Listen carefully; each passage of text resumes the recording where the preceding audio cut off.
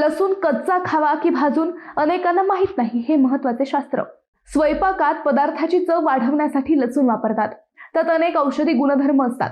शाकाहारी व मांसाहारी अशा दोन्ही जेवणात लसूण महत्त्वाचा मानला जातो, पण तो भाजून जेवढा खाल्ला जातो तेवढाच तो कच्चाही खाल्ला जातो। कच्चा लसूण खाणं खरंच चांगलं असतं का? तर होय। सकाळी रिकाम्या पोटी कच्च्या लसणाच्या 2 पाकळ्या खाल्ल्यास त्याचे फायदे जास्त असतात। तुम्ही कच्चा लसूण मधासह देखील खाऊ शकता, कारण त्याची चव थोडी तिखट असते।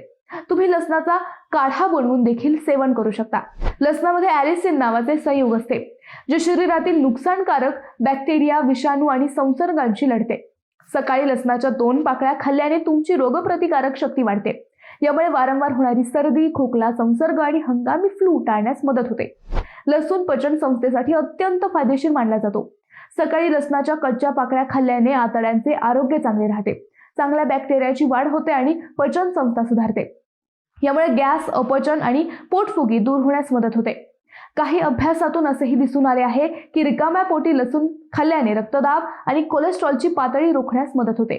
यामुळे हृदयाचे आरोग्य देखील सुधारते आणि जळजळ कमी होते।